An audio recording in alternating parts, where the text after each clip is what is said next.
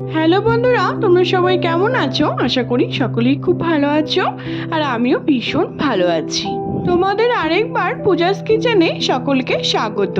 আজকে আরেকটি নতুন রেসিপি নিয়ে চলে এসেছি বন্ধুরা, সেটি হলো রুই মাছের একটি রেসিপি। রুই মাছের রেসিপি তোমাদের সাথে এর আগেও আমি অনেকবার শেয়ার করেছি, কিন্তু এই রেসিপিটি একটু অন্যরকমভাবে, একটু নতুনত্বভাবে তোমাদের সাথে শেয়ার করব। সেটি হলো এই গরমে দিনে গন্ধরাজ লেবু দিয়ে রুই মাছের কালিয়া।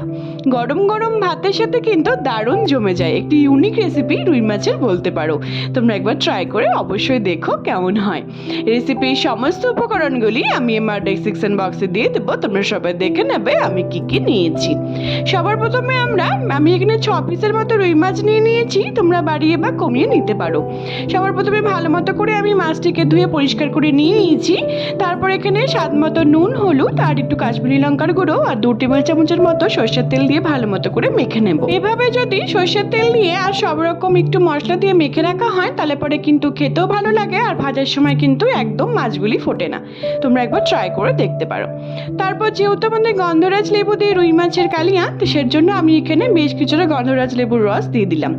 দিয়ে ভালো মতো করে মেখে আমি এটিকে 10 মিনিটের জন্য রেস্টে রেখে দেবো। আর আমাদের যা যা লাগছে আমি সব কিছু রেডি করে নিয়েছি। পেঁয়াজ কুচুনো, টমেটো কুচুনো, কাঁচা লঙ্কা আর এখানে কাঁচা লঙ্কা আদা রসুনের পেস্ট করে নিয়েছি। ফোড়নের জন্য কালো জিরে আর কাঁচা লঙ্কা আর গন্ধরাজ লেবু আর সব রকম গুঁড়ো মশলা আমি রেডি করে নিয়েছি। এবার এটিকে জল দিয়ে আমি একটি গুলিয়ে স্মুথ একটি পেস্ট তৈরি করে রেখে দেবো। এভাবে যদি মশলাটাকে ভিজিয়ে রাখা হয় তাহলে পরে কিন্তু বাটা মশলার মতনই স্বাদ হয়। তারপর এখানে 2 টেবিল চামচের মতো আমি টক দই নিয়েছি আর নিয়েছি বেশ কিছুটা ধনেপাতা কুচি। তারপর আমরা গ্যাসে একটি কড়াই বসিয়ে দিয়েছি বন্ধুরা। এখানে আমি বেশ কিছুটা সরষের তেল দিয়ে দিব, মাস্টার্ড অয়েল। যখন তেলটি খুব ভালো মতো করে গরম হয়ে আসবে তখন যে আমরা ম্যারিনেট করে রেখে দিয়েছিলাম মাছগুলিকে, সেগুলিকে আমরা এক এক করে লালচে লালচে করে ভেজে নেব। আমি পুরো রেসিপিটি সরষের তেলেই করেছি, তোমরা চেলে সাদা তেলেও করতে পারো। দেখো আমি কীভাবে মাছগুলিকে ভাজছি। একবারে কিন্তু সব মাছগুলিকে ভাজার চেষ্টা করবে না, তাহলে পরে কিন্তু মাছগুলি ভেঙে যাওয়ার ভয় থাকবে। আমি এখানে অল্প অল্প করে এক এক করে মাছগুলিকে সুন্দর করে লালচে লালচে করে ভেজে আমি তুলে নেব।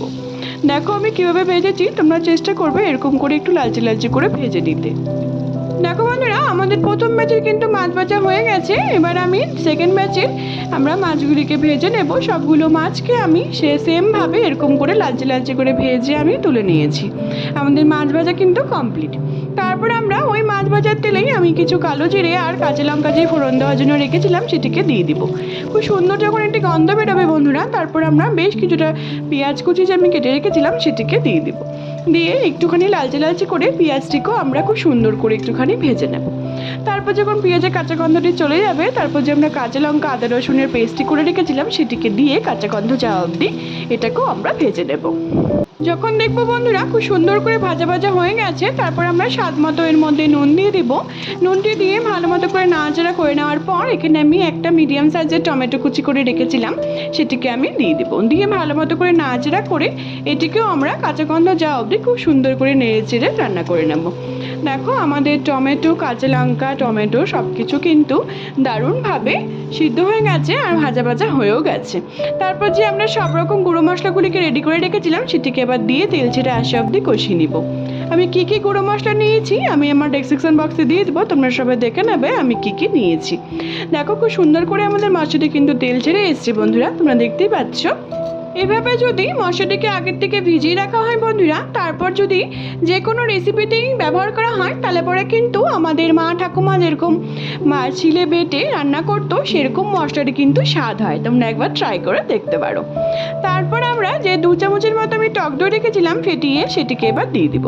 এটিকেও আমরা তেল ছেড়ে আসা অবধি ভালো মতো করে কষিয়ে নিব। দেখো আমাদের মশলাটি কিন্তু খুব সুন্দর করে তেল ছেড়ে এসছে।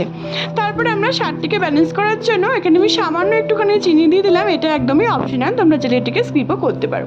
তারপর বেশ কিছুটা আমি গরম জল দিয়ে দিয়েছি। তারপর আমরা যখন ঝোলটি আমাদের খুব ভালো মতো করে ফুটে আসবে বন্ধুরা, তারপর যে আমরা রুই মাছগুলোকে ভেজে রেখেছিলাম সেগুলিকে আমরা এক এক করে দিয়ে খুব সুন্দর করে রান্না করে নেব। দেখো বন্ধুরা খুব ভালো মতো করে ঝোলটি যখন ফুটে আসবে তখন আমরা বেশ কিছুটা টমেটো কুচি দিয়ে দিলাম আবার, আর দিচ্ছি 4-5টার মতো কাঁচা লঙ্কা। কাঁচা লঙ্কাটি একদমই অপশনাল, তোমরা চাইলে এটিকে স্কিপও করতে পারো। তারপর দিচ্ছি বেশ কিছুটা ধনেপাতা কুচি দিয়ে ভালো মতো করে নাড়াচাড়া করে 2 থেকে 3 মিনিটের জন্য আবার আমরা রান্না করে নেব। আর দিচ্ছি 1 টেবিল চামচ বা হাফ টেবিল চামচের মতো গরম মশলা গুঁড়ো। আর দিচ্ছি সবশেষে দিব আমরা একটুখানি 1 টেবিল চামচের মতো আমি ঘি দিয়ে দিয়েছি, এটাও একদমই অপশনাল, তোমরা চাইলে এটাকে স্কিপও করতে পারো। আর দিচ্ছি বেশ কিছুটা গন্ধরাজ লেবুর রস। যেহেতু আমাদের গন্ধরাজ লেবু দিয়ে রুই মাছের কালিয়া, গন্ধরাজ লেবুর রস না দিলে কিন্তু একদমই হয় না। দেখো আমাদের গন্ধরাজ লেবু দিয়ে রুই মাছের কালিয়া গরম গরম ভাতের সাথে কিন্তু দারুণ জমে যাবে। এই গরমের দিনে একটি অসাধারণ রেসিপি রুই মাছের বলতে পারো। তোমরা একবার ট্রাই করে অবশ্যই আমাকে জানিও বন্ধুরা, তোমাদের এই গন্ধরাজ লেবু দিয়ে রুই মাছের কালিয়া রেসিপিটি একটি ইউনিক রেসিপি বলতে পারো, একটি নতুনত্ব একটি রেসিপি তোমাদের সাথে আজকে আমি শেয়ার করেছি। যদি ভালো লেগে থাকে বন্ধুরা আমার এই রেসিপিটি, তাহলে অনেক অনেক অনেক বেশি শেয়ার করা তোমাদের সকলকে অনুরোধ রইল। আর অবশ্যই আমাকে কমেন্টের মাধ্যমে জানিও তোমাদের রেসিপিটি কেমন লাগলো। একঘেয়েমি ওরকম রুই মাছের ঝোল বা কালিয়া খেতে খেতে যদি তোমরা বিরক্ত হয়ে যাও, তাহলে এরকম একবার গন্ধরাজ লেবু দিয়ে রুই মাছের কালিয়া গরমের দিনে বিশেষ করে একবার ট্রাই করে দেখতে পারো, তোমাদের অবশ্যই ভালো লাগবে। আর তোমরা যদি আমার চ্যানেল নতুন বন্ধু হয়ে থাকো বন্ধুরা, তাহলে অবশ্যই আমার চ্যানেলটিকে সাবস্ক্রাইব করে নিও, যাতে আমি যখনই কোনো নতুন রেসিপি ছাড়বো তোমরা সেই রেসিপিগুলি সবার প্রথমেই পেয়ে যাবে। আমার ফেসবুকে আর একটি রান্নার পেজ আছে বন্ধুরা, সুইট কিচেন দিয়ে, সেটি লিঙ্ক আমি সবশেষে তোমাদের সাথে শেয়ার করে দেবো। সেটিকে ফলো করার আর অনেক অনেক অনেক বেশি শেয়ার করার তোমাদের সকলকে অনুরোধ রইল।